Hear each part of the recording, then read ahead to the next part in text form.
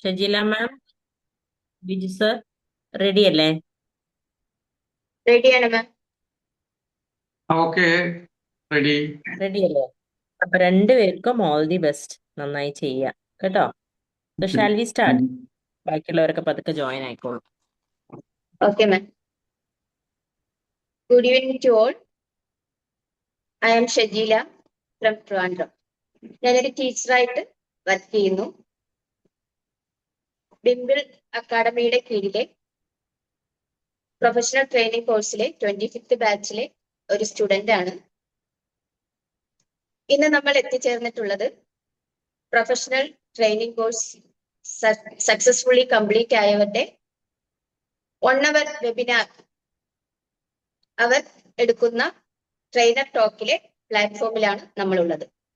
ഇവിടെ അവതാരകരായി എത്തുന്നവർ അവരുടെ നോളജും എക്സ്പീരിയൻസും നമുക്ക് ഷെയർ ചെയ്യുന്നു. ഞാൻ ഈ കോഴ്സിൽ എൻ്റെ ഒരു കൊളീഗ് വഴിയാണ് ജോയിൻ ചെയ്തത്. ഒരു ടീച്ചർ എന്ന നിലയിൽ എനിക്ക് എൻ്റെ സ്കിൽസുകൾ ഡെവലപ്പ് ചെയ്യേണ്ടതായിട്ടുണ്ടായിരുന്നു. ഞാൻ ഈ കോഴ്സിൽ ജോയിൻ ചെയ്തതോടുകൂടി എൻ്റെ നല്ല രീതിയിൽ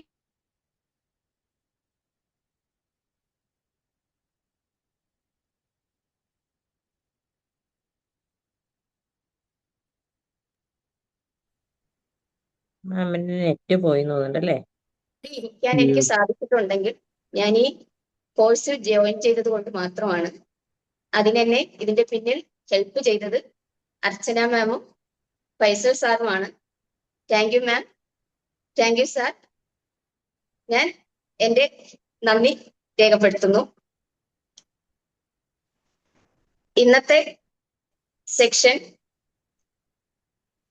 ബിജു കെ മാത്യു സാറാണ് എടുക്കുന്നത്. സാർ ഒരു കൗൺസിലിംഗ് സൈക്കോളജിസ്റ്റ് ആണ്, അഡ്വക്കേറ്റ് ആണ്, അതിലുപരി ട്രെയിനറും കൂടെയാണ്. ട്രെയിനിങ് കോഴ്സിലെ പ്രൊഫഷണൽ ട്രെയിനിങ് കോഴ്സിലെ 23rd ബാച്ചിലെ മെമ്പർ കൂടിയാണ് അദ്ദേഹം. ഇന്നത്തെ topic echoes of unheard pain, the hidden psychology of reactive abuse. നമ്മൾ പലപ്പോഴും കാണുന്നത് റിയാക്ഷൻസ് ആണ്, അതിന് പിന്നിലുള്ള പെയിൻ നമ്മൾ കാണാറില്ല.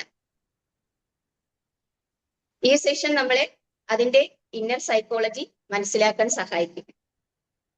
സാറിനെ ഞാൻ ഹൃദയപൂർവ്വം ഈ വേദിയിലേക്ക് സ്വാഗതം ചെയ്യുന്നു. ഒപ്പം തന്നെ ഈ വേദിയിൽ കേൾക്കാൻ വന്നവരെയും ഞാൻ ഈ വേദിയിലേക്ക് സ്വാഗതം ചെയ്യുന്നു. നമസ്കാരം. Thank you. സാർ റെഡിയല്ലേ? Okay, thank you, Tajila ma'am. Thank you for the warm, all the heartfelt best. welcome. Thank you. And good evening all. ഞാൻ Biju K Mathew, already introduce ചെയ്യപ്പെട്ടു. 23rd batch train the trainer Dimple Academy. ഒരുപാട് സന്തോഷമുണ്ട് ഈ പ്ലാറ്റ്ഫോമിൽ വന്നു നിൽക്കുമ്പോൾ. അർച്ചന മാമും ഡിംപിൾ അക്കാദമിയും ഫൈസൽ സാറും ഒക്കെ വളരെ പ്രധാനപ്പെട്ട, അല്ലെങ്കിൽ ഇവിടെ വന്ന് നിൽക്കാൻ എന്നെ പ്രാപ്തരാക്കിയ പ്രധാനപ്പെട്ട വ്യക്തിത്വങ്ങളാണ്. അവരോടുള്ള അഭേദവുമായ നന്ദി രേഖപ്പെടുത്തിക്കൊണ്ട് ഞാനൊരു ചെറിയ കഥ പറഞ്ഞുകൊണ്ട് തുടങ്ങാം. ഒരിടത്ത് ഒരു വീട്ടില് ഒരു ചെറിയ നായക്കുട്ടിയും അതേപോലെ തന്നെ ഉടമസ്ഥന്റെ ഒരു ചെറിയ കുട്ടിയും ഉണ്ടായിരുന്നു. അപ്പൊ ഈ നായക്കുട്ടിയെ ഇടയ്ക്കിടയ്ക്ക് ഒരു സൂചി വെച്ച് കുത്തി വേദനിപ്പിക്കാറുണ്ട്. ഇടയ്ക്ക് എല്ലാ ദിവസവും ഇടയ്ക്ക് കാണുമ്പോൾ വെറുതെ ഇങ്ങനെ നായക്കുട്ടിയെ വേദനിപ്പിക്കും. അപ്പൊ ഈ നായക്കുട്ടിക്ക് നല്ല വേദനയൊക്കെ എടുക്കും. എന്നാലും അത് അതിന്റെ ഒരു സഹനശക്തി മൂലം അത് പ്രതികരണമൊന്നും നടത്താറില്ല. അത് സഹിച്ച് ഇങ്ങനെ അഡ്ജസ്റ്റ് ചെയ്ത് പോകും. അങ്ങനെ കുറെ നാൾ കഴിഞ്ഞപ്പോൾ ഈ കുട്ടി ഈ സൂചിയുടെ ആഴം ഒന്ന് കൂട്ടി വളരെ ആഴത്തിൽ മുറിവേൽപ്പിച്ചു. ആ സമയത്ത് ഈ നായക്കുട്ടി അതിഭയങ്കരമായിട്ട് വേദന കൊണ്ട് ദേഷ്യപ്പെട്ട് അല്ലെങ്കിൽ കുരച്ച് ചാടുകയും ആ കുട്ടിയുടെ നേരെ ആക്രമിക്കാനായിട്ട് അടുക്കുകയും ചെയ്തു. ഇത് കണ്ടപ്പോൾ ആ കുട്ടി നിലവിളിക്കുകയും ഈ നായ എന്നെ ആക്രമിക്കാൻ വരുന്നുണ്ട്, അതിന് പേ പിടിച്ചിട്ടുണ്ടോ എന്ന് സംശയമുണ്ട് എന്ന് പറഞ്ഞ് നിലവിളിക്കുകയും അത് കേട്ട് ഓടിക്കൂടി വന്ന ആളുകളൊക്കെ കൂടി ആ നായക്കുട്ടിയെ തല്ലിക്കൊല്ലുകയും ചെയ്യുന്നു. അപ്പൊ ഇതൊരു എന്താ പറയാ, ഒരു മോഡലാണ്. അല്ലെങ്കിൽ എങ്ങനെ ഒരാളെ വളരെ പതുക്കെ പതുക്കെ അയാളുടെ സ്വഭാവത്തിൽ ഒരു അഗ്രഷൻ കൊണ്ടുവരാമെന്ന്, ഒരു സാധാരണ വളരെ നല്ല രീതിയിൽ പോകുന്ന ഒരാളെ എങ്ങനെ ഒരു അഗ്രസീവ് സ്വഭാവത്തിലേക്ക് കൊണ്ടുവരാം എന്നുള്ളതിന്റെ ഒരു ഉദാഹരണമാണിത്. അപ്പൊ നമ്മുടെ വീടുകളിൽ അല്ലെങ്കിൽ നമ്മുടെ സുഹൃത്തുക്കൾക്കിടയിൽ നമ്മുടെ നാട്ടിലൊക്കെ ഇതുപോലുള്ള അനുഭവങ്ങൾ ഉണ്ടാവാറുണ്ട്. അപ്പൊ ഭാര്യ അല്ലെ ഭർത്താവ് ഇടയ്ക്ക് ഭാര്യ ഇങ്ങനെ ഇടയ്ക്കിടയ്ക്ക് കുത്തി നോവിക്കുന്ന വാക്കുകൾ പറയുക, ഇൻസൾട്ട് ചെയ്യുക, നിന്നെ കൊണ്ടൊന്നിനും കൊള്ളില്ല, നീ ഉണ്ടാക്കുന്നതൊന്നും ശരിയല്ല, ഇങ്ങനെ ഓരോ പ്രാവശ്യവും പറഞ്ഞുകൊണ്ടിരിക്കുമ്പോൾ ഇത് കേൾക്കുന്ന ആള് മനസ്സിൽ അത് സഹിച്ചു ഒന്നും മിണ്ടണ്ട, സാരമില്ല എന്ന് വിചാരിച്ച് അതങ്ങനെ അഡ്ജസ്റ്റ് ചെയ്ത് അങ്ങനെ പോകും. അങ്ങനെ കുറെ നാളിങ്ങനെ നമ്മൾ ഈ സഹനം ഇങ്ങനെ സഹിച്ച് കഴിയുമ്പോൾ, കുറച്ച് നാൾ കഴിയുമ്പോൾ പെട്ടെന്ന് സുപ്രഭാതത്തിൽ നമ്മൾ പൊട്ടിത്തെറിക്കും. ആ സമയമാണ് നമ്മളെ ഇടയ്ക്കിടയ്ക്ക് ഇങ്ങനെ കുത്തി നോവിച്ചുകൊണ്ടിരുന്ന ആളുകൾ ആ നമ്മൾ പൊട്ടിത്തെറിക്കുന്ന ഒരു അവസരത്തിനായിട്ട് കാത്തിരിക്കുകയാണ്. അപ്പൊ നമ്മൾ ഏത് സമയത്താണ് പൊട്ടിത്തെറിക്കുന്നത് എന്ന് നോക്കാൻ വേണ്ടി കാത്തിരിക്കുകയാണ്. അങ്ങനെ നമ്മൾ പൊട്ടിത്തെറിക്കുമ്പോൾ അവർ പെട്ടെന്ന് ബാക്കി എല്ലാവരെയും കൂട്ടി ഇവരോട് പറയുന്നു, ഇതാ ഇന്ന ആള്, ഈ ഭാര്യ അല്ലെങ്കിൽ ഈ ഭർത്താവ്, ഈ കുട്ടി അല്ലെങ്കിൽ ആരാണോ ഈ പെട്ടെന്ന് അഗ്രസീവായിട്ട് പൊട്ടിത്തെറിച്ച ആ വ്യക്തി വളരെ വയലന്റ് ആയിട്ട് എന്നോട് പെരുമാറുന്നുണ്ട്, അവര് ശരിയല്ല എന്ന് അവതരിപ്പിക്കുന്നു. ഈ ഒരു സ്വഭാവത്തെ അല്ലെങ്കിൽ ഈ ഒരു പ്രതിഭാസത്തെയാണ് നമ്മൾ റിയാക്റ്റീവ് അബ്യൂസ് എന്നതുകൊണ്ട് അർത്ഥമാക്കുന്നത്. റിയാക്റ്റീവ് അബ്യൂസ് എന്നത് റീസെന്റ് ആയിട്ട് വന്ന, അല്ലെങ്കിൽ 1997 ആണ് ആദ്യമായിട്ട് ഈ ഒരു വാക്ക് തന്നെ ഉപയോഗിക്കപ്പെടുന്നത്. മുമ്പൊക്കെ ഇതേ സ്വഭാവങ്ങൾ ഉണ്ടായിരുന്നിരിക്കാം, പക്ഷെ ഇത് ആദ്യമായിട്ട് സൈക്കോളജിയിൽ ഈ ഒരു വാക്ക് ഉപയോഗിക്കപ്പെടുന്നത് ഈ ഒരു സമയത്താണ്, 2000 എത്തിച്ച്. അതിനുശേഷമാണ് പിന്നീട് സൈക്കോളജിസ്റ്റുകൾ ഇതിലേക്ക് വരുന്നത്. കൃത്യമായിട്ട് ഒരാൾ ഇത് കൊണ്ടുവന്ന ഒരു ടേമൊന്നുമല്ല, ഇത് ഇങ്ങനെ വന്നുകൊണ്ടിരിക്കുകയാണ്, കാലാകാലങ്ങളായിട്ട് ഈ ഒരു സ്വഭാവം വന്നുകൊണ്ടിരിക്കുന്നതാണ്. ഇതിനെപ്പറ്റി പ്രത്യേകിച്ച് തിയറികളോ കാര്യങ്ങളോ ഒന്നുമില്ല. അപ്പൊ ഇത് echoes of the unheard pain എന്നാണ് ഞാനിതിന് ഒരു പേരിട്ടത്. അതായത് ശരിക്കും നമുക്ക് കേൾക്കപ്പെടാത്ത വേദന അല്ലെങ്കിൽ പ്രതികരണാത്മകമായ അധിക്ഷേപം, നമ്മളെ കൊണ്ട് പ്രതികരിപ്പിക്കാൻ തോന്നിപ്പിക്കുന്ന, നമ്മളെ അധിക്ഷേപിച്ച് പല പ്രാവശ്യം നമ്മളെ ചെറുതായി ബുദ്ധിമുട്ടിച്ച് നമ്മളെ ഒരു പൊട്ടിത്തെറിക്കുന്ന ഒരവസ്ഥയിലേക്ക്, ഒരു ഔട്ട് ബേസ്റ്റിലേക്ക് എത്തിച്ചിട്ട് നമ്മളെ കുറ്റക്കാരാക്കി മാറ്റി മുതലെടുക്കാൻ ശ്രമിക്കുന്ന ആളുകളുടെ ഒരു സ്വഭാവമാണ് നമ്മൾ കൊണ്ട് അർത്ഥമാക്കുന്നത്. അപ്പൊ ശരിക്ക് ആരാണ് പ്രശ്നക്കാരൻ, ആരാണ് പ്രശ്നക്കാരി? അല്ലെ പെട്ടെന്ന് ഒന്ന് ചൂടായ അല്ലെങ്കിൽ ഒരു പൊട്ടിത്തെറിച്ച ഒരാളെ നമ്മൾ കാണുമ്പോൾ, അല്ലെ അവരോട് സംസാരിക്കുമ്പോൾ അവരാണോ ഇതിലെ ശരിക്കുള്ള പ്രശ്നക്കാരൻ? അല്ലെങ്കിൽ ഇപ്പോഴുള്ള ഈ പൊട്ടിത്തെറി, അല്ലെങ്കിൽ ഇപ്പോഴുണ്ടായ ഈ സ്വഭാവ പ്രതികരണം, അല്ലെങ്കിൽ ഒരു പാത്രം എറിഞ്ഞുടക്കുകയെ അങ്ങനെയുള്ള എന്തെങ്കിലും ചെയ്യുന്നത് ശരിക്കും ആ പെട്ടെന്നുണ്ടായ ഒരു പ്രതികരണത്തിന്റെ ഫലമായിരുന്നോ, അതോ വർഷങ്ങളായി അനുഭവിച്ച ഒരു സപ്രഷൻ പെട്ടെന്ന് പുറത്തേക്ക് വന്നതാണോ എന്നുള്ളത് നമ്മൾ പലപ്പോഴും ശ്രദ്ധിക്കപ്പെടാതെ പോകുന്നുണ്ട്. അതിനെപ്പറ്റിയാണ് നമ്മൾ ഇന്നിവിടെ ചർച്ച ചെയ്യാൻ പോകുന്നത്. അപ്പൊ ഇത്തരം അനുഭവങ്ങൾ ആരെങ്കിലും നമുക്ക് ഇടയിൽ ഉണ്ടായിട്ടുണ്ടെങ്കിൽ ദയവായിട്ട് ഇന്റർഫിയർ ചെയ്യാൻ, നമ്മളിത് ശരിക്കൊരു ക്ലാസ്, ഒരു ഇന്ററാക്റ്റീവ് ക്ലാസ് ആയിട്ട് മുന്നോട്ട് പോകണമെന്ന് ആഗ്രഹിക്കുന്നത് കൊണ്ടാണ് ഇത്തരം അനുഭവങ്ങൾ, ഇത്തരം വേദനിക്കപ്പെടുന്ന അനുഭവങ്ങൾ, ഇത്തരം പൊട്ടിത്തെറിക്കപ്പെടേണ്ട അവസ്ഥ ഉണ്ടായിട്ടുള്ള ആളുകൾ ആരെങ്കിലും ഉണ്ടെങ്കിൽ പറയാം, പ്ലീസ്.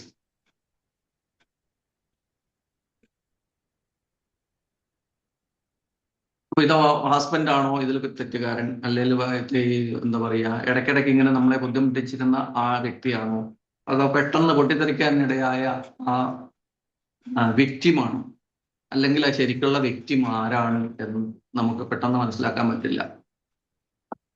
ഓക്കെ, അപ്പൊ എന്താണ് മുന്നേ സംഭവിച്ചത്, അല്ലെങ്കിൽ നേരത്തെ എന്തുകൊണ്ടാണ് ഇങ്ങനെ ഒരു പ്രതികരണം ഒരു വ്യക്തിയുടെ അടുത്ത് നിന്നുണ്ടായത്, അല്ലെങ്കിൽ എന്തുകൊണ്ടാണ് ഒരു വ്യക്തി ഇത്തരം പൊട്ടിത്തെറികളിലേക്ക് എത്തിപ്പെട്ടത് എന്നുള്ളത് എപ്പോഴും നമ്മൾ ഇത്തരം പ്രതികരണങ്ങൾ ഉണ്ടാകുമ്പോൾ ഒന്ന് ചോദിക്കാൻ, ഒന്ന് സംസാരിക്കാൻ, എന്തുകൊണ്ടാണ് ഉണ്ടായത് എന്ന് നമ്മൾ, എനിക്ക് തോന്നുന്ന ഇവിടെ ഇരിക്കുന്ന എല്ലാവരും സൈക്കോളജി ആയിട്ട് ബന്ധപ്പെട്ട അല്ലെങ്കിൽ സൈക്കോളജി ഇഷ്ടപ്പെടുന്ന ആളുകളാണ്. അപ്പോൾ തീർച്ചയായിട്ടും നമ്മൾ ആ ഒരു സൈക്കോളജിക്കൽ രീതിയിൽ കാര്യങ്ങൾ അപ്രോച്ച് ചെയ്യുമ്പോൾ, ഇത്തരം ഒരു സിറ്റുവേഷൻ ഉണ്ടാവുമ്പോൾ, ഇത്തരം ഒരു പ്രശ്നം അല്ലെങ്കിൽ ഇങ്ങനത്തെ ഒരു പ്രശ്നം ഉണ്ടായ ഒരു ആളുകൾ നമ്മുടെ മുമ്പിൽ എത്തിപ്പെടുമ്പോൾ നമ്മൾ എങ്ങനെയാണ് അവരോട് ഇതിനെപ്പറ്റി ചോദിക്കുക. അപ്പം ഇന്നയാൾ ഇപ്പം ഭാര്യയാണ് പൊട്ടിത്തെറിച്ചതെങ്കിലും ഭാര്യയാണ് ഇങ്ങനെ പൊട്ടിത്തെറിച്ചത്, അല്ലെങ്കിൽ ഭാര്യ അറ്റാക്ക് ചെയ്തു, അല്ലെങ്കിൽ ഭർത്താവ് അറ്റാക്ക് ചെയ്തു, പെട്ടെന്ന് കയറി ഭാര്യയെ അറ്റാക്ക് ചെയ്തു, എന്തുകൊണ്ട് അറ്റാക്ക് ചെയ്തു, അത് ഉടനെ ഉണ്ടായ ഒരു പ്രശ്നം കൊണ്ട് അറ്റാക്ക് ചെയ്തതാണോ, അതേ കുറേ കാലമായിട്ടുണ്ടായ മനസ്സിലുണ്ടായ വിങ്ങൽ പെട്ടെന്ന് പൊട്ടിത്തെറിയായി മാറിയതാണോ എന്ന് നമ്മൾ ആലോചിച്ചിട്ട് വേണം അങ്ങനെ ചെയ്യാനായിട്ടാണ്. അപ്പൊ ഒരാൾ തുടർച്ചയായിട്ട് വൈകാരികമായിട്ടോ അല്ലെ മാനസികമായിട്ടോ അധിക്ഷേപിക്കപ്പെടുമ്പോൾ നിയന്ത്രണം നഷ്ടപ്പെട്ട് പെട്ടെന്ന് പ്രതികരിച്ചു പോകുന്ന ഒരവസ്ഥ, അതാണ് റിയാക്റ്റീവ് അബ്യൂസ് എന്നത്. ഓക്കെ. അപ്പൊ ഇതിലെ സൈക്കോളജിയിൽ കുറെ അധികം കാര്യങ്ങൾ ഇതുമായിട്ട് ബന്ധപ്പെട്ടിട്ട് ഉണ്ടാവുന്നുണ്ടെന്നാണ്.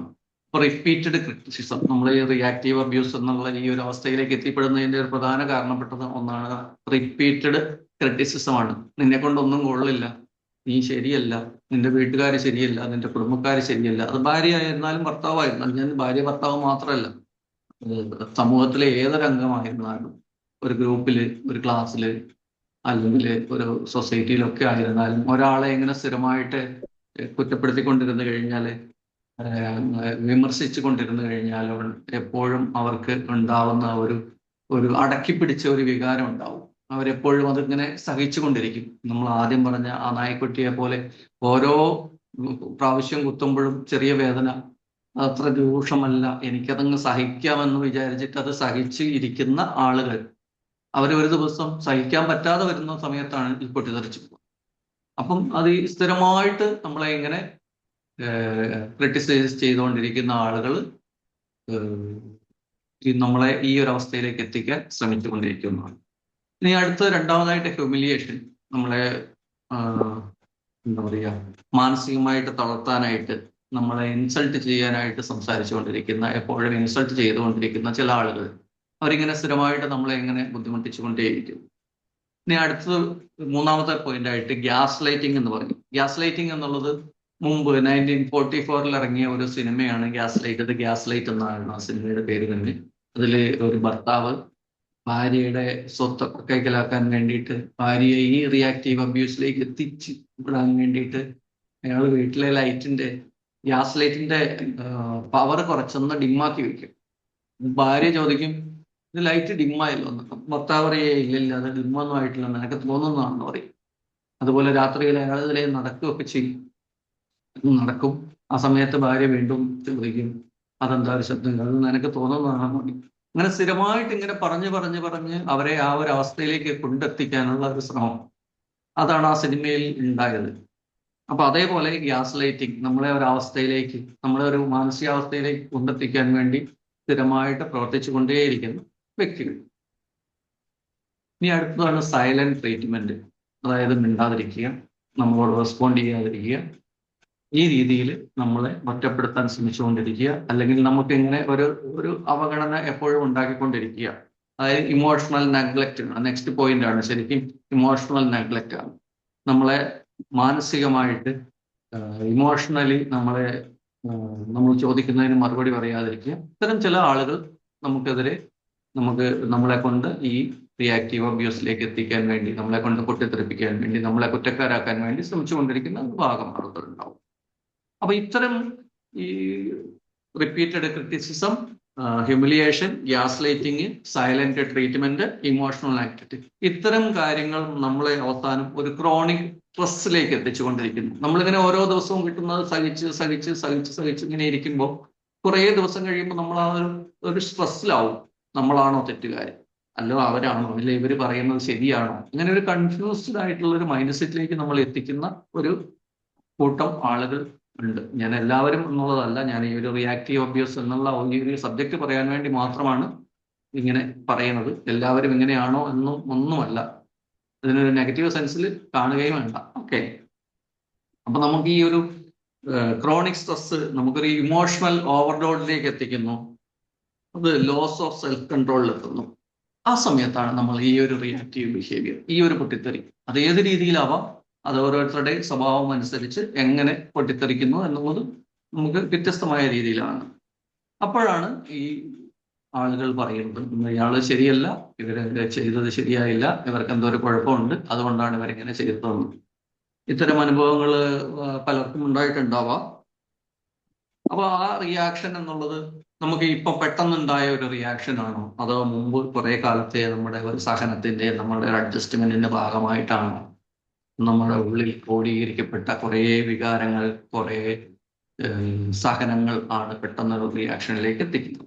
അതുണ്ടാവാം, പൊതുവെ ആളുകൾക്കിടയിൽ സംഭവിക്കാറുണ്ട്. ഇതിനെ സൈക്കോളജിയിൽ കുറേയധികം തിയറികൾ, അതിലൊന്നാണ് ഫ്രസ്ട്രേഷൻ അഗ്രഷൻ തിയറിയാണ്. റിപ്പീറ്റഡ് ഫ്രസ്ട്രേഷൻ നമ്മളെ ദേഷ്യത്തിലേക്ക് കൊണ്ടെത്തിക്കുന്നു, ആ ദേഷ്യം നമ്മളെ അഗ്രഷനിലേക്ക് കൊണ്ടെത്തിക്കുന്നു എന്നാണ് റിപ്പീറ്റഡ് ഫ്രസ്ട്രേഷൻ അഗ്രഷൻ തിയറി പറയുന്നത്. ലേൺഡ് ഹെൽപ്ലെസ്നെസ്, നമ്മൾ സ്ഥിരമായിട്ട് പറഞ്ഞ് നിന്നെ ഒന്നും കൊള്ളില്ല എന്ന് പറഞ്ഞിട്ട് അത് നിന്നെ ഒന്നും കൊള്ളില്ലാത്ത രീതിയിൽ ആക്കിയെടുക്കുന്ന ലേൺഡ് ഹെൽപ്ലെസ് ആണ്.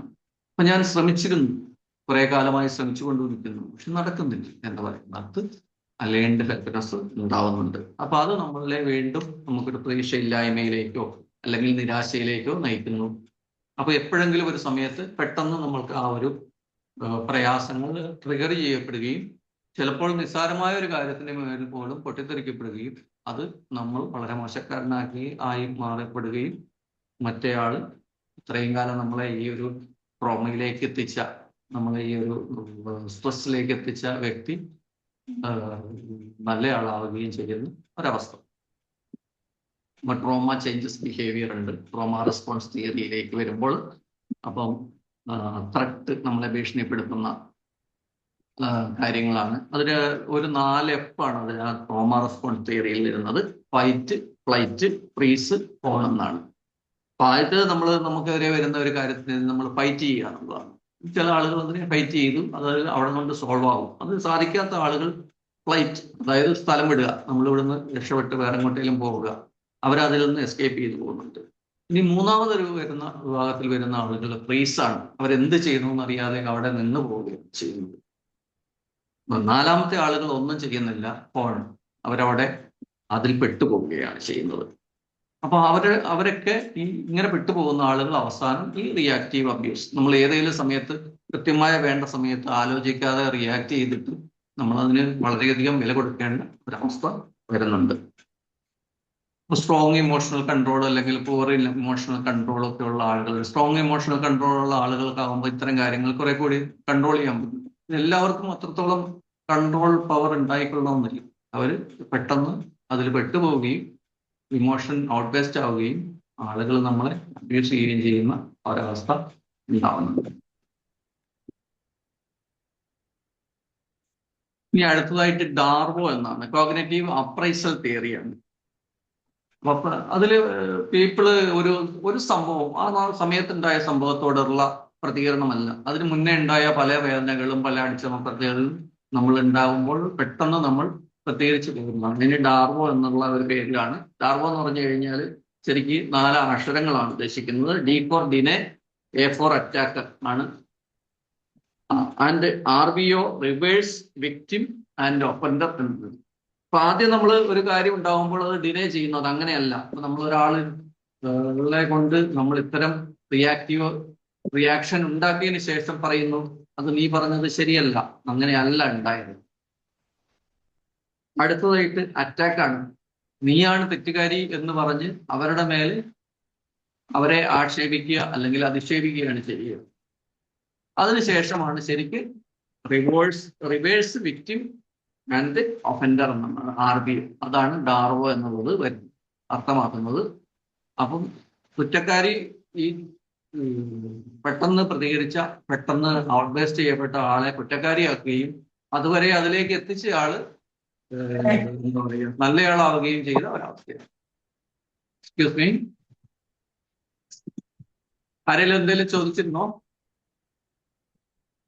ഓക്കെ. അപ്പൊ നമുക്ക് ഇങ്ങനെ ഒരു അവസ്ഥ വരുമ്പോൾ ആരായിരിക്കും ശരിക്കും ഇതിലെ വില്ലൻ എന്നും ആരായിരിക്കും ഇതിന്റെ പുറകിലെ യഥാർത്ഥ വില്ലൻ എന്നും നമുക്ക് പെട്ടെന്ന് പുറമെ നിന്ന് നോക്കുന്ന ഒരാളെ സംബന്ധിച്ച് ഫാമിലിയിലാണെങ്കിൽ ബാക്കിയുള്ള ആളുകളെ സംബന്ധിച്ച് അവർക്ക് മനസ്സിലാവാൻ സാധിക്കുന്നില്ല.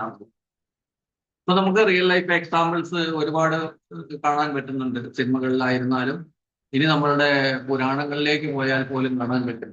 ഞാനൊരു ഉദാഹരണത്തിന് നമ്മളെ മഹാഭാരതത്തില് പാഞ്ചാലി വസ്ത്രാക്ഷേപം എന്ന ഒരു സംഭവം കൗരവസഭയിൽ നടക്കുമ്പോൾ അവര് ശരിക്കും പാണ്ഡവരെ ഈ ഇങ്ങനെ റിയാക്റ്റീവ് അബ്യൂസിലേക്ക് എത്തിക്കുകയാണ്. അവർ പറഞ്ഞ് അവസാനം ഭീമൻ വന്ന് പറയുന്നുണ്ട് ദുര്യോധനന്റെ തുടക്കടിച്ച് കൊല്ലുമെന്ന്. അതായത് ഗദായുദ്ധം നടത്തുമ്പോൾ ഒരു കാരണവശാലും തുടയിൽ അരയ്ക്ക് താഴ്പോട്ട് ആക്രമിക്കാൻ പാടില്ല എന്നാണ് നിയമം. പക്ഷെ അതിന് വിരുദ്ധമായിട്ട് ചെയ്യാം എന്ന് ഭീമൻ അവിടെ പ്രതിജ്ഞ ചെയ്യുന്നുണ്ട്. അതേപോലെ തന്നെ ദുശാസന്റെ ചോര കുടിക്കുന്നതാണ്. ഇന്നത്തെ ഒരു യുദ്ധത്തിന്റെ ഇതനുസരിച്ച് അങ്ങനെ ഉള്ള കാര്യങ്ങളൊന്നും പാടില്ല. യുദ്ധം ചെയ്യുന്നതിന് സമയമുണ്ട്, ഇത്ര സമയം മുതൽ ഇത്ര സമയം വരെ യുദ്ധം ചെയ്യാൻ പാടുള്ളൂ എന്നൊക്കെയാണ് അന്നത്തെ നിയമങ്ങൾ. അപ്പൊ അതനുസരിച്ച് ചെയ്യേണ്ടതിന് പകരം അതിനെതിരായിട്ട് ചെയ്യുമെന്ന് പറയിപ്പിക്കത്തക്ക രീതിയിൽ പ്രൊവോക്ക് ചെയ്യുകയാണ് ചെയ്യുന്നത്. ഓക്കെ, ഇത് തന്നെ നമുക്ക് പല സിനിമകളിലും കാണാൻ സാധിക്കുന്നുണ്ട് ഇത്തരമുള്ള. അപ്പൊ ഇത് ഈ ഒരു പ്രോബ്ലം എങ്ങനെ റിക്കവറി ചെയ്യാം, അല്ലെങ്കിൽ നമുക്ക് ഇത്തരം ഒരു റിയാക്റ്റീവ് അബ്യൂസിലേക്ക് എത്താതെ എങ്ങനെ കവർ ചെയ്യാൻ സാധിക്കും എന്നുള്ളതാണ് നമ്മൾ അടുത്തതായിട്ട് നോക്കുന്നത്. അപ്പൊ നമുക്ക് ഈ ഒരു മാനിപ്പുലേഷൻ ആദ്യം റെക്കഗ്നൈസ് ചെയ്യാൻ സാധിക്കുക. ഒരാൾ ഇത് നമ്മളോട് ഇങ്ങനെ പെരുമാറുന്നുണ്ട്, ഇടയ്ക്കിടയ്ക്ക് നമ്മളെ ഇങ്ങനെ ബുദ്ധിമുട്ടിക്കുന്നുണ്ട്. ഞാൻ നേരത്തെ ആദ്യം പറഞ്ഞ നായക്കുട്ടിയോട് ആദ്യത്തെ പ്രാവശ്യം ആ സൂചി കൊണ്ട് കുത്തിയപ്പോൾ വേദന ഉണ്ടായപ്പോൾ ആ നായക്കുട്ടി പ്രതികരിച്ചിരുന്നെങ്കിൽ ആ കുട്ടിയുടെ ശീലം അവിടെ തന്നെ നിന്നേനെ. അതേപോലെ തന്നെയാണ് നമ്മൾ വ്യക്തികളുമായിട്ടുള്ള ബന്ധങ്ങളിലും നമ്മളെ വേദനിപ്പിക്കുമ്പോൾ നമ്മൾ അതേ സമയത്ത് തന്നെ അത് പ്രതികരിക്കുക, അതിനോട് റെസ്പോണ്ട് ചെയ്യുകയും ചെയ്താൽ നമ്മൾക്ക് ഈ ഒരു റിയാക്റ്റീവ് അല്ലെങ്കിൽ സഡൻ റിയാക്ഷനിലേക്ക്, സഡൻ ഔട്ട്ബേസ്റ്റിലേക്ക് എത്തിപ്പെടാതിരിക്കാൻ സാധിക്കും. പിന്നെ ഇത്തരം ട്രിഗറുകൾ ഐഡന്റിഫൈ ചെയ്യുക എന്നുള്ളതാണ്. ഇന്നെ ആൾ ഇങ്ങനെ പറയുന്നുണ്ട് എന്നുള്ളത് ഇത് നമുക്ക് സ്വാഭാവികമായിട്ട് വരേണ്ടതല്ല, ബോധപൂർവമായിട്ട് വരേണ്ട ഒരു കാര്യമായിട്ടാണ് ഞാൻ കരുതുന്നത്. എപ്പോഴും നമ്മൾ ഇത്തരം അനുഭവങ്ങൾ ഉണ്ടാകുമ്പോൾ, അല്ലെങ്കിൽ ഇത്തരം പെരുമാറ്റങ്ങൾ ഉണ്ടാകുമ്പോൾ, നമ്മളെ ചെറിയ രീതിയിൽ ടീസ് ചെയ്യുമ്പോൾ, നമ്മൾ ചെറിയ രീതിയിൽ നമ്മളെ പ്രൊവോക്ക് ചെയ്യാൻ ശ്രമിക്കുമ്പോൾ അപ്പോൾ തന്നെ നമ്മളത് അവരോട് പറഞ്ഞ് അവിടെ തന്നെ അത് സ്റ്റോപ്പ് ചെയ്യാൻ സാധിക്കുകയാണെങ്കിൽ കൂടുതൽ ബുദ്ധിമുട്ടില്ലാതെ കുറച്ചും കൂടി സ്മൂത്തായിട്ട് ജീവിക്കാൻ സാധിക്കും എന്നാണ് കരുതുന്നത്. പിന്നെ മൂന്നാമതായിട്ട് നമുക്ക് ചെയ്യാൻ പറ്റുന്നത് പോസ് ബിഫോർ റിയാക്ടിങ് എന്നാണ്. അതായത് നമ്മളിങ്ങനെ എന്ത് റിയാക്ഷൻ ചെയ്യുന്നതിന് മുന്നേ കുറച്ച് സമയത്തൊന്ന് പോസ് ചെയ്യുക, ഒന്ന് ആലോചിക്കുക, ഇതിങ്ങനെയാണോ ചെയ്യേണ്ടത് ഒന്ന് ആലോചിച്ചിട്ട് നമ്മൾ അവരുടെ ഇരയാക്കപ്പെടാതിരിക്കാൻ വേണ്ടിയിട്ടുള്ള ഒരു മുൻകരുതൽ എടുക്കുക എന്നുള്ളതാണ് ഒന്നാമത്തെ കാര്യം. പിന്നെ നാലാമതായിട്ട് നമ്മൾ ഇമോഷണൽ റെഗുലേഷന് വേണ്ടിയിട്ടുള്ള പ്രാക്ടീസ്, അത് യോഗയായിരുന്നാൽ അല്ലെങ്കിൽ മൈൻഡ്ഫുൾനെസ് ഇതുപോലുള്ള കാര്യങ്ങൾ ശ്രദ്ധിച്ചിരുന്നു കഴിഞ്ഞാൽ ഇത്തരം ചെറിയ ചെറിയ പ്രൊവോക്കേഷൻസ് നമ്മളെ ഏശാതെ പോകും, അല്ലെങ്കിൽ നമ്മളത് പരിഗണിക്കാതെ പോകും. പിന്നെ ഹെൽത്തി ബൗണ്ടറി സെറ്റ് ചെയ്യുക ഓരോ വ്യക്തികളോടും, കുടുംബത്തിലായാലും സമൂഹത്തിലായാലും എപ്പോഴും ഒരു ഹെൽത്തി ബൗണ്ടറി, ഒരാളോട് ഇന്നയാളോട് ഈ രീതിയിൽ സംസാരിക്കുക, അല്ലെ അവർക്ക് നമ്മളോട് ഇങ്ങനെ സംസാരിക്കാൻ കഴിയുക എന്നുള്ള ഒരു ബൗണ്ടറി സെറ്റ് ചെയ്യാൻ കഴിയുന്നതാണ്. പിന്നെ ഇതിനപ്പുറത്തേക്ക് അഞ്ചാമതായിട്ട് നമുക്ക് ഇത് മുന്നോട്ട് കൊണ്ടുപോകാൻ സാധിക്കുന്നില്ല, നമുക്കിത് പ്രയാസമാണെന്ന് തോന്നുന്ന ഒരു സമയത്ത് നമ്മൾ പ്രൊഫഷണൽ ഹെൽപ്പ് സീക്ക് ചെയ്യുക എന്നുള്ളതാണ് ഇതിൽ വളരെ പ്രധാനപ്പെട്ട ഒരു കാര്യം. ഒരു കൗൺസിലറെ കാണിക്കുക, ഒരു കൗൺസിലറെ കണ്ട് സംസാരിക്കുക, അല്ലെങ്കിൽ നമ്മൾ വീട്ടിലാണെങ്കിൽ അല്ലെങ്കിൽ സമൂഹത്തിലാണെങ്കിൽ അവിടെ ഒരു ആളുകൾ ഉണ്ടാവും നമുക്ക് സഹായിക്കാൻ തക്ക, അവിടെ പോയി കാണുക, അവരോട് കാര്യങ്ങൾ പറയുക എന്നുള്ളത് അതിൻ്റെ ഒരു മൂന്നാമത്തെ കാര്യം.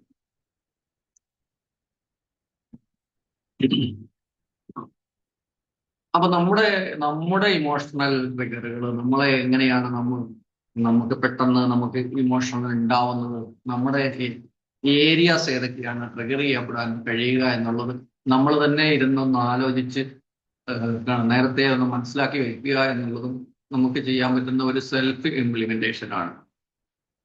ഞാൻ നേരത്തെ അന്ന് പ്രവർത്തിച്ചത്, അല്ലെങ്കിൽ ഇന്നലെ സമയത്ത് ഇന്നയാളോട് പ്രവർത്തിച്ചത് ശരിയായോ ഒന്ന് റീവൈൻഡ് ചെയ്യുക, നമ്മുടെ സ്വഭാവങ്ങൾ, നമ്മുടെ പെരുമാറ്റങ്ങൾ കഴിഞ്ഞു പോയതിനെ പറ്റി ഒരു ഒരു കോമ്പിനേഷൻ നല്ലതാണ്, എപ്പോഴും നല്ലതായിരിക്കും എന്ന് ഞാൻ കരുതുന്നു.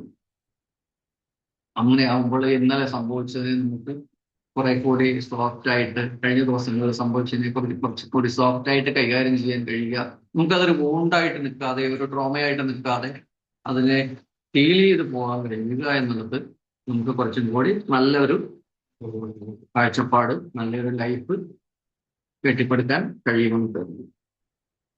അപ്പൊ നമുക്ക് ഈ സാധാരണഗതിയിൽ ഒരു കൗൺസിലറുടെ അടുത്ത് ചെല്ലുമ്പോൾ ഇത്തരം പ്രശ്നങ്ങൾ ഉണ്ടാകുമ്പോൾ കൗൺസിലർ പറയാറുണ്ട്, നിങ്ങൾ എന്തെങ്കിലും ഒരു കാര്യം ഇതുപോലെ വരുമ്പോൾ, ഒരു പ്രൊവോക്കേഷൻ വരുമ്പോൾ നിങ്ങൾ 1 മുതൽ 10 വരെ എണ്ണുക എന്നൊക്കെ പറയാറുണ്ട്. ഇല്ലേ അംബിക മാം? ശരിയല്ലേ? ഒരു പോസ് കൊടുക്ക, എന്തോ ഒരു പോസ് കൊടുക്ക. ഒരു പോസ് കൊടുക്കുക എന്ന് പറയാറുണ്ട്.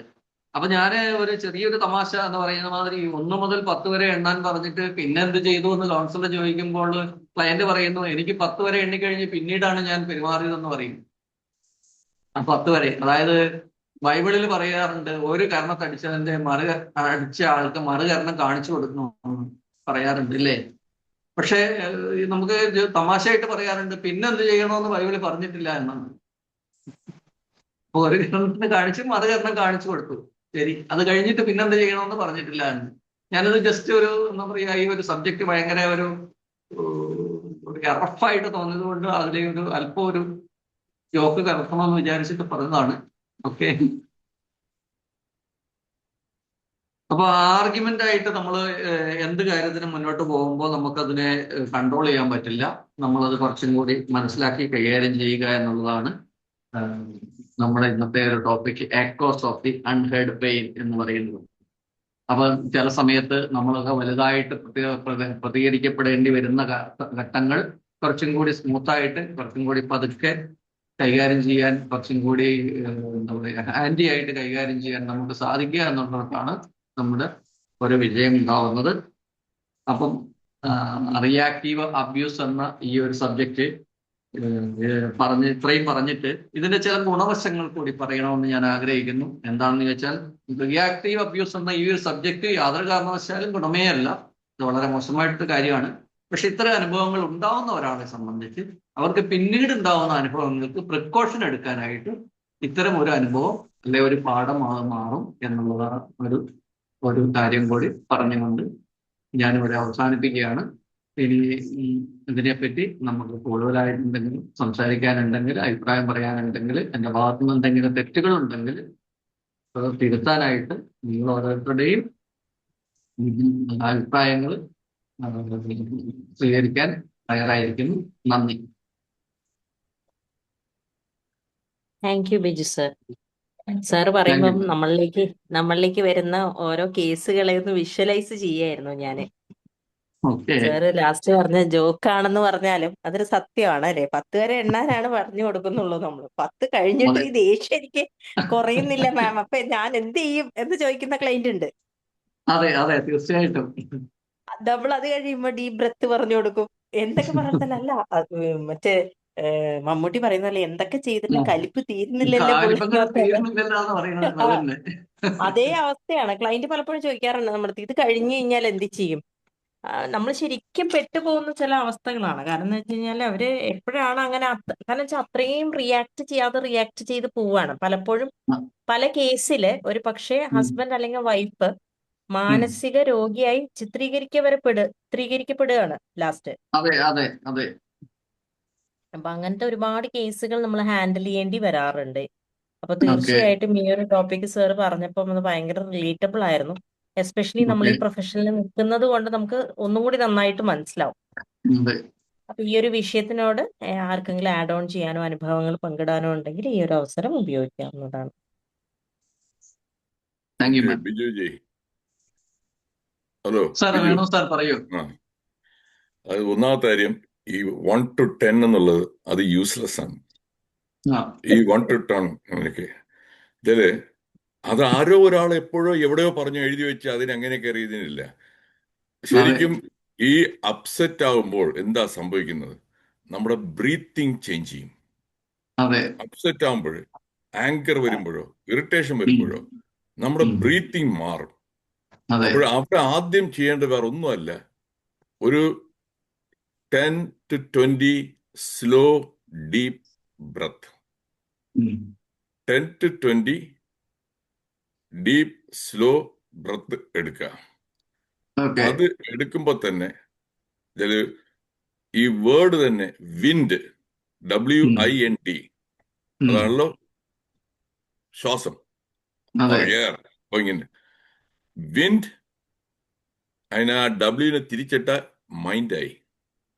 ഉം. Wind control will Mind. Help in controlling your mind. ഇത് ഞാൻ എൻ്റെ സ്വന്തം ഇതല്ല.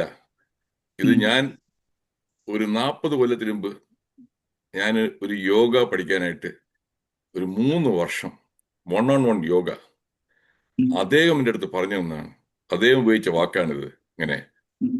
Mind and wind. അപ്പൊ ആ ഒരു 10-20 തവണ ആ സ്ലോ ആയിരിക്കണം deep breath. Slow deep breath എടുക്കുമ്പോൾ തന്നെ ഇറ്റ് വിൽ ടേക്ക് ഈസിലി ഒരു 30 to 40 seconds. ആ 30 to 40 seconds വരുമ്പോൾ ഇതാണ് ഈ പണ്ടത്തെ ആൾക്കാര് അവരോട് തന്നെ വെറ്റില ചെല്ലം അടുത്ത് വെച്ചിരിക്കും. ഇൻസ്റ്റെഡ് ഓഫ് 1 to 10 അവര് ഉം. വെറ്റില ചെല്ലം ഉടനെ തുറക്കും. എന്നിട്ട് പതുക്കെ വെറ്റില എടുത്ത്, അമ്പിയാജി കണ്ടു കാണുമായിരിക്കും, അല്ല അമ്മുമ്മയോ വല്ലവരും ഉണ്ടെങ്കിൽ അപ്പൂപ്പനൊക്കെ, അവര് പതുക്കെ എടുത്ത് അതിനെ പതുക്കെ ഇതാക്കിയിട്ട് ചുണ്ണാമ്പൊക്കെ എടുത്ത് പതുക്കെ പതുക്കെ ഇങ്ങനെ തടവുന്നറിയാമോ? ഇത് കൺട്രോൾ ചെയ്യാനാണ്. ഈ ഉള്ളിൽ ഇമ്മീഡിയറ്റ് ആയിട്ട് വന്നാൽ റിയാക്ട് ചെയ്ത് കഴിഞ്ഞാൽ അത് വേറെ രീതിയിൽ പോകും. So that is what they use to do. അവർ ഇതേപോലെ ആരത്ത് പറഞ്ഞു കൊടുത്തിട്ടില്ല, 1 മുതൽ 10 വരെ എണ്ണ് ഈ വെറ്റിലെടുത്ത് ചെയ്യുന്നുള്ളൊക്കെ. അതെല്ലാം അവർ ചെയ്തത് അതിൻ്റെ ആണ് പർപ്പസ്, ടു ബൈ ടൈം. ഇത് പറഞ്ഞപ്പോൾ എൻ്റെ ഒരു മറ്റേ ഇവരുടെ ഹിന്ദുസ്ഥാൻ യൂണിലീവർ, ഹിന്ദുസ്ഥാൻ ലീവർ, അതിന്റെ ഒരു ടോപ്പ് ഒരു ബ്യൂറോക്രാറ്റ് ആയിരുന്ന ഒരു കക്ഷി, പുള്ളിക്കാരൻ റിട്ടയറിന് ശേഷം നേരെ ട്രിവാൻഡ്രത്ത് ഞങ്ങളുടെ വീട്ടിനടുത്താണ് താമസിച്ചത്. അപ്പോൾ അങ്ങനെയായിട്ട് പരിചയപ്പെട്ടോണ്ട് പുള്ളിയുടെ അവിടെ ചെന്നപ്പോൾ ഇങ്ങനെ പല കാര്യങ്ങൾ സംസാരിച്ചപ്പോൾ പുള്ളി ഇങ്ങനെ മീറ്റിംഗ് ചിലർക്ക് പുള്ളി ചെയർ ചെയ്യുമ്പോൾ, ഈ എംപ്ലോയീസിന്റെ എല്ലാം മീറ്റിംഗ് ചെയർ ചെയ്യുമ്പോൾ ചില നന്നായിട്ട് ചൊറിയുന്ന രീതിയിൽ സംസാരിക്കും, അല്ലെങ്കിൽ ചൊറിയുന്ന ചോദ്യങ്ങൾ ചോദിക്കാറുണ്ട്. അപ്പോൾ പുള്ളി ചെയ്തെന്ന് ഉടനെ തന്നെ എക്സ്ക്യൂസ് മീ എന്ന് പറഞ്ഞിട്ട് പുള്ളി നേരെ ബാത്റൂമിൽ പോയിട്ട് വരാമെന്ന് പറഞ്ഞിട്ട്, അവിടെ പോകുന്നത് മൂത്രമൊഴിക്കാനൊന്നും അല്ലെന്ന്, നേരെ അവിടുത്തെ ആ സിങ്ക് ബേസിനിൽ നിന്ന് വെള്ളം എടുത്ത് നേരെ മുഖത്ത് ഒരു 3-4 തവണ ചില is buying time and cooling. ഇതിൻ്റെയൊക്കെ നമ്മൾ ഇമ്മീഡിയറ്റ് ആയിട്ട് റിയാക്ട് ചെയ്ത് കഴിഞ്ഞാൽ പിന്നെ പറഞ്ഞ വാക്കിന് തിരിച്ചെടുക്കാൻ പറ്റത്തില്ല. അതാണ് ചെയ്യുന്നത്, അതാണ് ചെയ്യേണ്ടത്. ഈ 1 to 10 വരും അത് ചെയ്യാം. പിന്നെ അടുത്തൊരു കാര്യം, ഈ prevention, being a medical doctor, എല്ലാവർക്കും മെഡിക്കൽ അല്ലാത്തവർക്കും അറിയാവുന്ന prevention is better than cure എന്ന് കേട്ടാണ് എല്ലാവർക്കും. പ്രിവെൻഷൻ, ഈ വാക്സിൻ തന്നെ എടുക്കുന്നത് എന്തിനാണ്? To prevent. അതിനാണല്ലോ വാക്സിനേഷൻ. നമ്മൾ ഡിപ്തീരിയ, പോളിയോ എല്ലാത്തിനെയും കൊടുക്കുന്നത് പ്രിവെൻഷനാണ്. അതുപോലെ ഈ പാസിവിറ്റി, നമുക്ക് അസർട്ടീവ്, അഗ്രസീവ്, പാസീവ്, ഇതാണ് ആൾക്കാരെ 3 രീതിയിൽ പെടും. ഒരു majority of the people they are passive. ഒരു സ്മോൾ പെർസെൻറ്റേജ് മാത്രമേ ഉള്ളൂ അസർട്ടീവ്, പിന്നെ അടുത്തത് അഗ്രസീവ് ആണ്. അപ്പോൾ ഈ പാസീവായിട്ടിരിക്കുന്നവരാണ് നേരത്തെ നിങ്ങൾ പറഞ്ഞതുപോലെ ഇങ്ങനെ ഇങ്ങനെ ഇങ്ങനെ ഇങ്ങനെ കൊണ്ട് അവസാനം ഒരു ദിവസം പൊട്ടിത്തെറിക്കുന്നത്. അതിന് തമിഴിലൊരു സിനിമ വന്നിട്ടുണ്ട്, കണ്ടിട്ടില്ലെങ്കിൽ ഒന്ന് കാണുക. അതൊരു 10-60 കൊല്ലത്തിന് മുമ്പ് ഇറങ്ങിയ സിനിമയാണ്.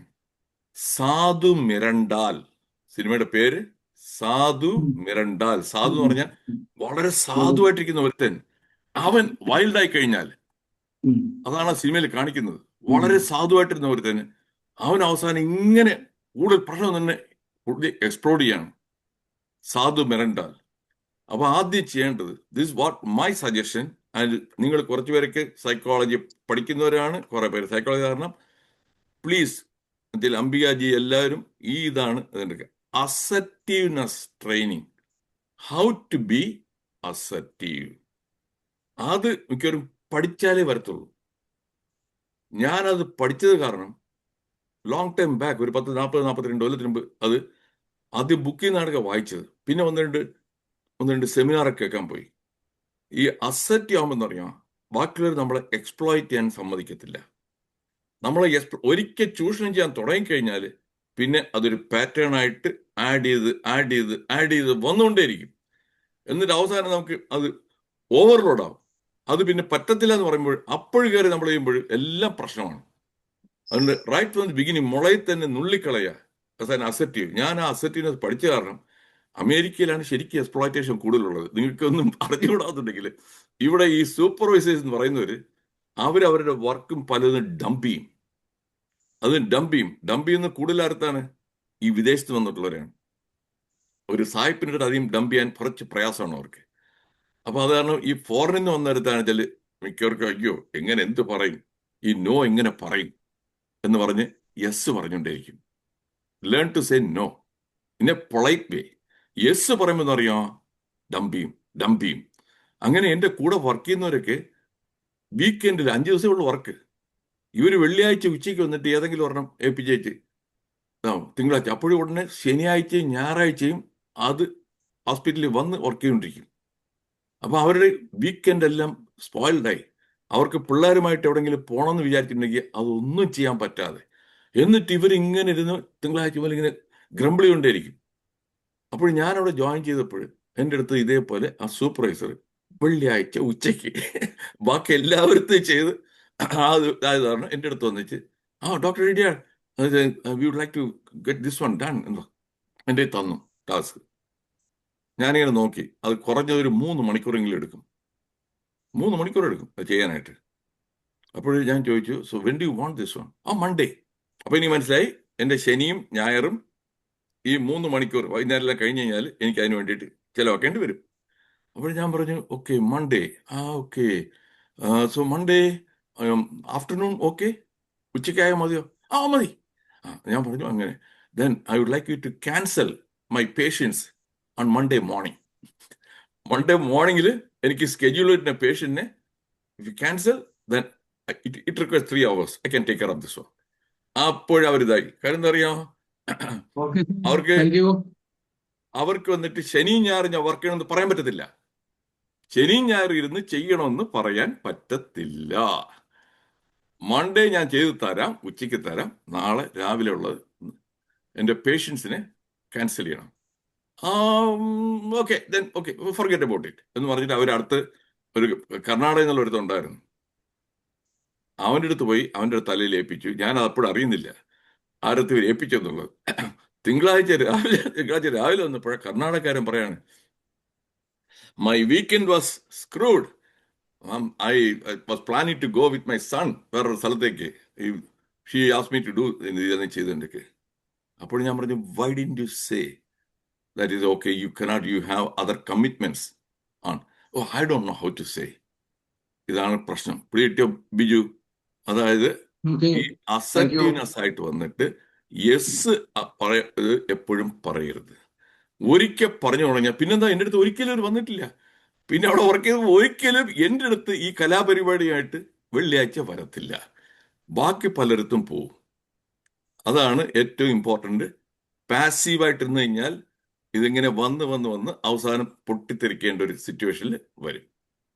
ആ പട്ടിക്കുട്ടിയുടെ നിങ്ങളുടെ കഥ പറഞ്ഞത് അതും ആദ്യമേ തന്നെ ഇതാണെന്നുണ്ടെങ്കിൽ ആ കുട്ടി ഉദ്രവിക്കത്തില്ല. പക്ഷെ അത് പട്ടിക്കുട്ടിയാണ്, നമുക്ക് അതിന് പറയാൻ പറ്റത്തില്ല. നമ്മൾ മനുഷ്യക്കുട്ടികളാണ്. നമ്മൾ മനുഷ്യക്കുട്ടികൾ നമ്മൾ ഇതൊന്ന് പഠിച്ച് ഇത് ചെയ്യണം. ഇത്രയും മാത്രം ഞാൻ പറഞ്ഞു നിർത്തുന്നു. Okay, thank you. Thank you Venu sir. വേറെ ആർക്കെങ്കിലും ആഡ് ചെയ്യാനുണ്ടെങ്കിൽ ടൈം യൂട്ടിലൈസ് ചെയ്യാം. സാറേ നല്ലൊരു സെഷൻ ആയിരുന്നു. അതായത് സൈക്കോളജി ഓഫ് റിയാക്റ്റീവ് അബ്യൂസ് എന്ന് പറയുമ്പോൾ നമ്മളിതൊക്കെ പലപ്പോഴായിട്ട് അനുഭവിച്ചിട്ടുള്ളതാണ്. പക്ഷെ നമുക്കത് അന്ന് എങ്ങനെ പ്രതികരിക്കണമെന്ന് അറിയില്ല, എന്ത് ചെയ്യണമെന്ന് അറിയില്ല. ഇപ്പോഴാണ് അതിനെക്കുറിച്ച് ഒരു അവയർനെസ് ഒക്കെ കിട്ടിയത്.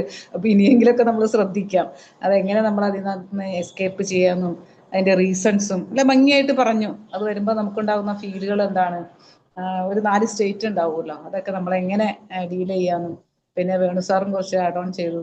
അപ്പൊ ഇനിയായാലും നമുക്കത് ശ്രദ്ധിച്ച് മുൻപോട്ട് പോകാം. Okay, thank you. നല്ലൊരു സെഷൻ ആയിരുന്നു.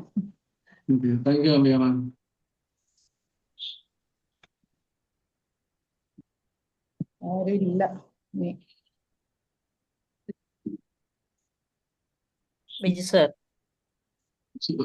മാം, thank you so much for this session. ഈ ഒരു വിഷയം എടുത്തത് വളരെ മനോഹരമായി. കാരണം എനിക്ക് തോന്നുന്നു നമ്മുടെ ഈ ഒരു പ്ലാറ്റ്ഫോമിൽ ഇതുവരെ വരാത്ത ഒരു ടോപ്പിക് തന്നെയാണ് സാർ തിരഞ്ഞെടുത്തത് സംസാരിക്കാൻ വേണ്ടിയിട്ട്. Thank you so Okay. Much. Thank you, ma'am. സാറിന് യു വെൽക്കം. അതുപോലെ സാറിന് നല്ലൊരു ഇൻട്രോ തന്ന ഷജില മാമിനും താങ്ക് യു സോ മച്ച്. അതുപോലെ തന്നെ ഇത്രയും നേരം നമ്മുടെ കൂടെ ടൈം സ്പെൻഡ് ചെയ്ത എല്ലാവർക്കും ഒരുപാട് നന്ദി. നമ്മൾ ഇതുപോലെ മറ്റൊരു ട്രെയിനറുമായി ഇനി ബുധനാഴ്ച കണ്ടുമുട്ടാം. Thank you. Good night. Good night. Good night, all.